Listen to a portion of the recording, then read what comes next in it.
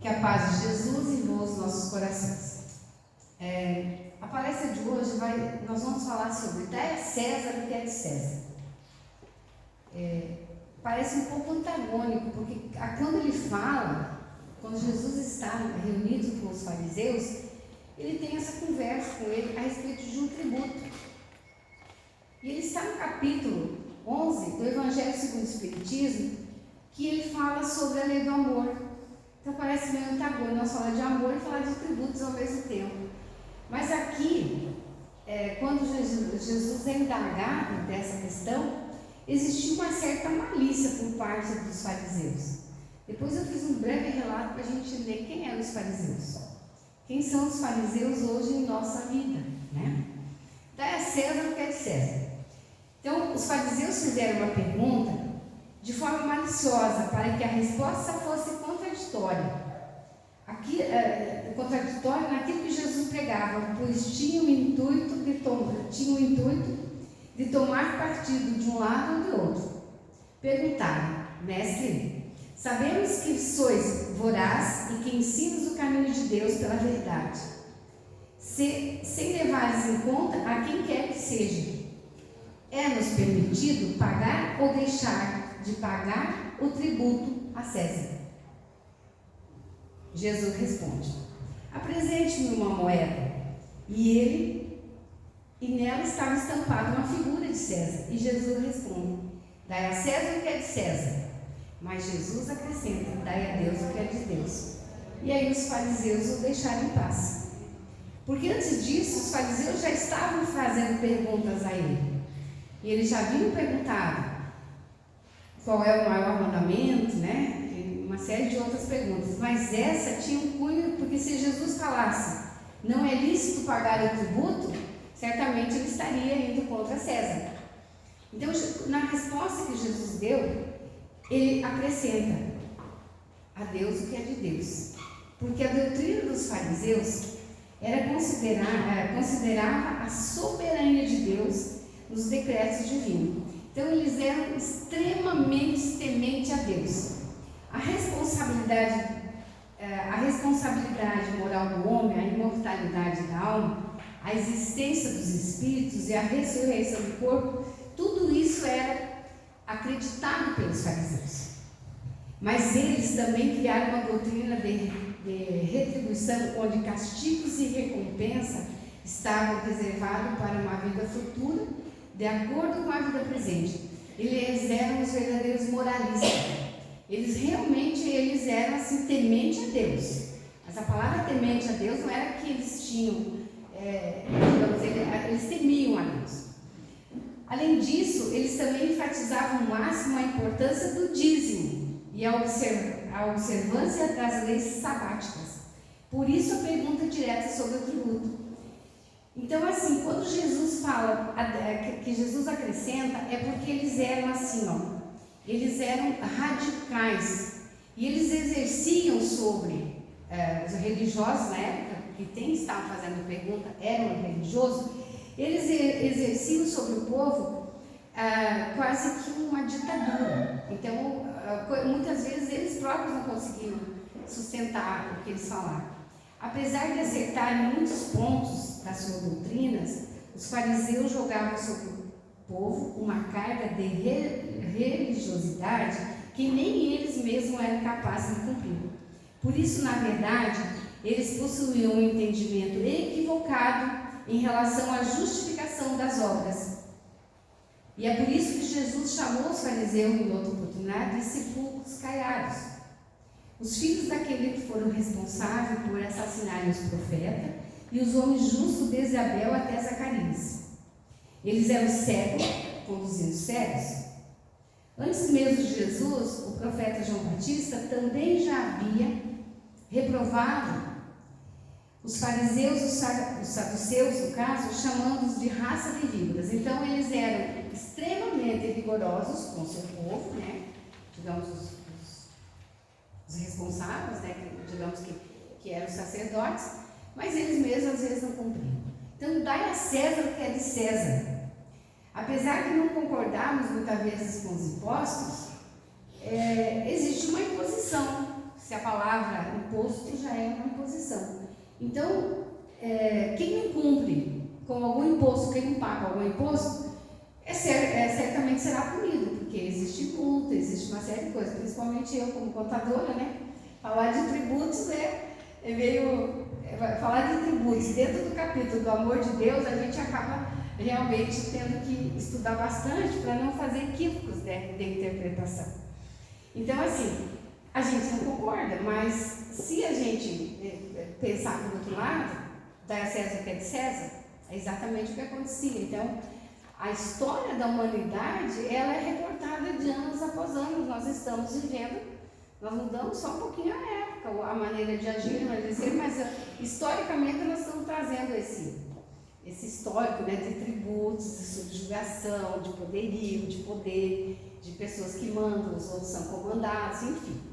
E a Deus o que é de Deus? Quando ele acrescenta isso, refere-se ao mundo espiritual, moral e divino.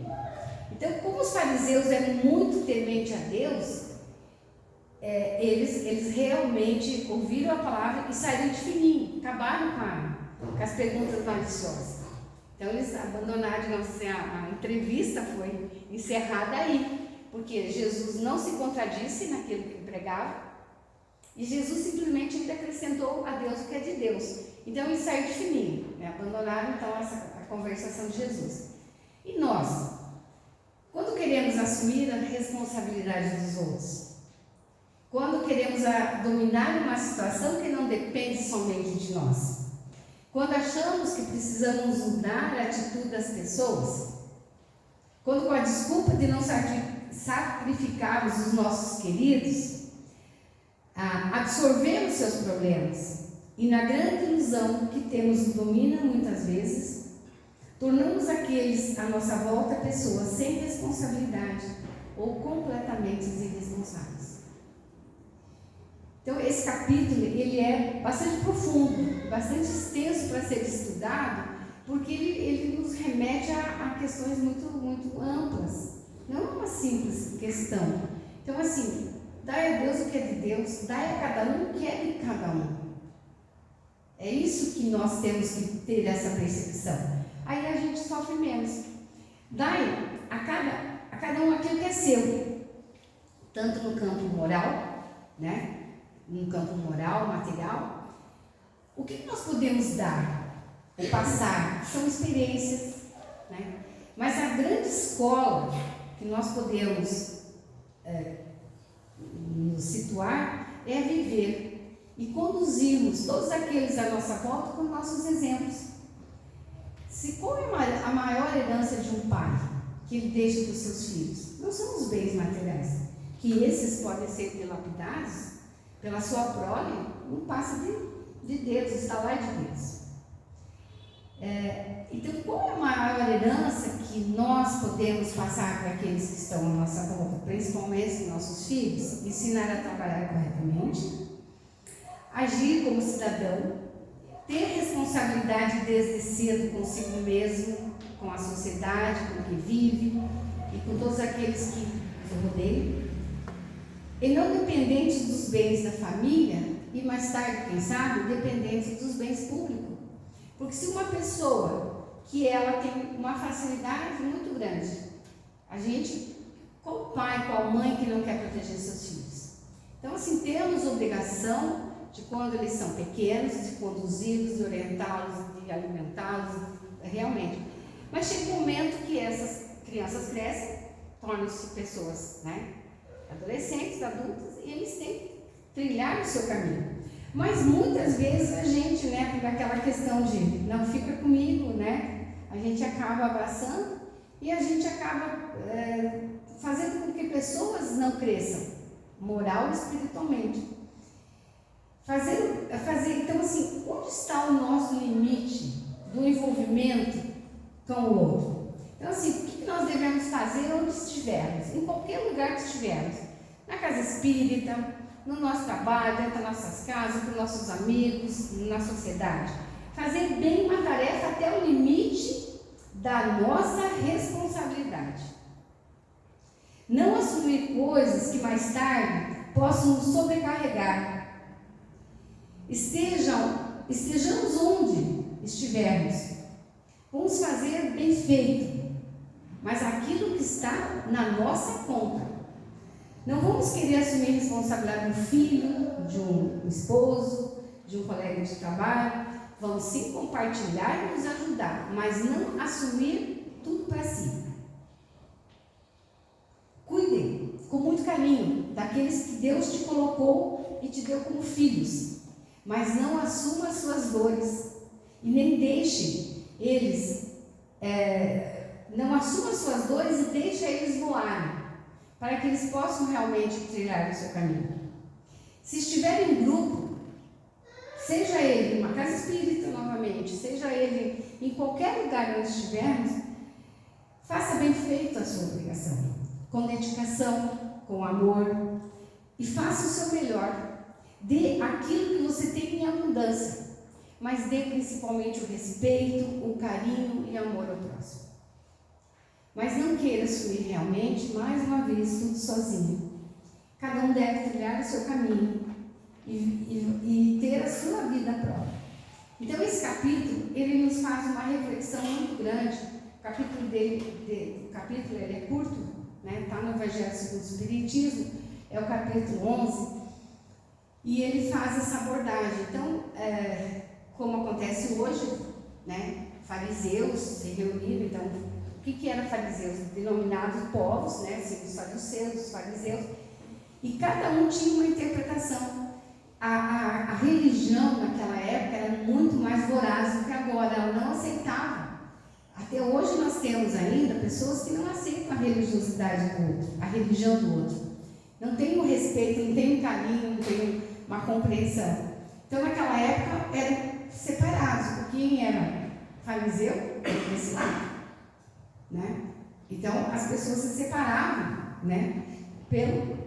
Como clãs, exatamente pela religiosidade. E como na época Deus era um mito, dentro do conhecimento deles, eles não tinham a plenitude do conhecimento do que é Deus e quem era Deus, então eles tinham o povo sob ameaça. Seguravam o povo sob ameaça, que Deus castiga, que ele fala, né, que os fariseus tinham assim o castigo. Então as pessoas faziam o bem porque elas acreditavam que elas tinham que fazer, que senão elas eram castigadas a vida inteira, mas não por convicção. E aqui fala, né, que muitos mestres, eles mesmos não conseguiram sustentar a sua religiosidade. E Jesus veio trazendo um outro universo. Jesus veio falando do amor, falando do que todos somos filhos do mesmo Pai, que somos irmãos. E Jesus veio tirar, assim, acabar com todos aqueles paradigmas, né, que estava dentro da religião. Então foi por isso que Jesus não foi aceito. Por isso que Jesus foi apedrejado, crucificado, enfim, toda a história de Jesus. Porque os povos não aceitavam que alguém viesse a destruir a lei. Mas qual lei que Jesus veio destruir? Ele veio destruir aquilo que estava impregnado na alma dos homens. E se hoje Jesus viesse, qual lei que ele iria destruir? O nosso bezerro de ouro? O nosso materialismo? Qual lei que Jesus estaria, que se Jesus estivesse na nossa frente, ele teria que destruir dentro de nós? Então, eu acho que é uma volta para a gente pensar, né, no começo de ano, o que nós queremos realmente para a gente, para esse 2023 que se inicia.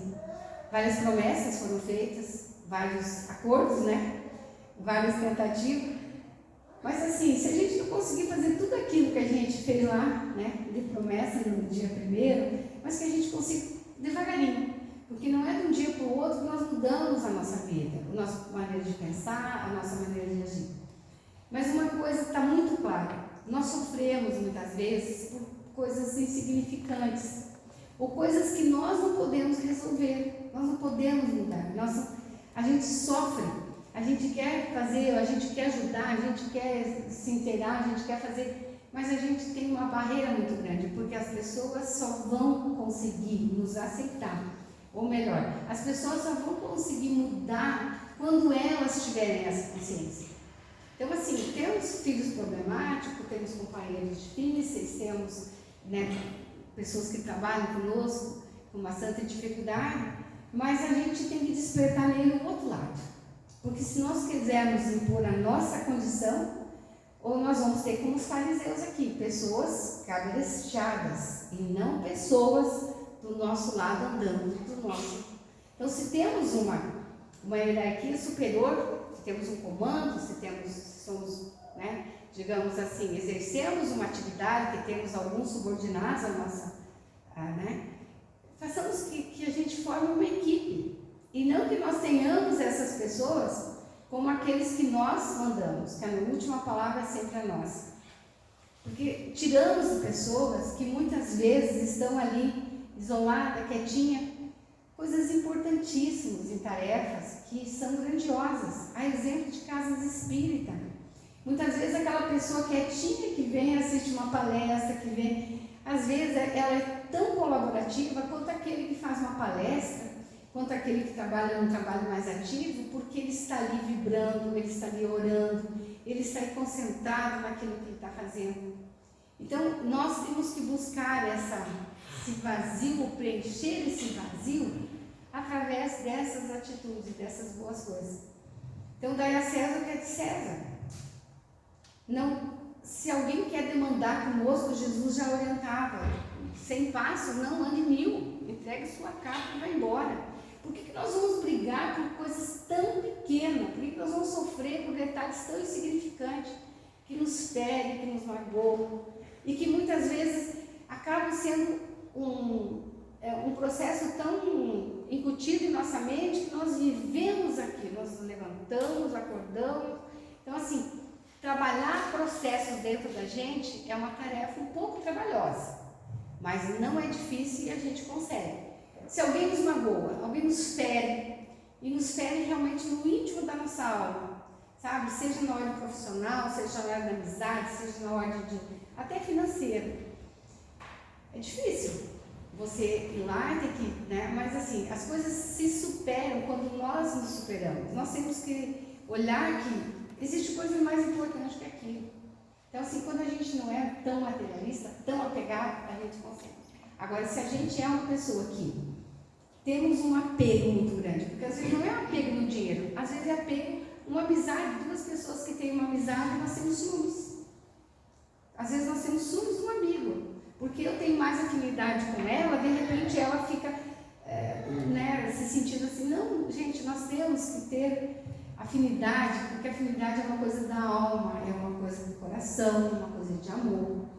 Então, tenhamos essa consciência de que podemos mudar sim.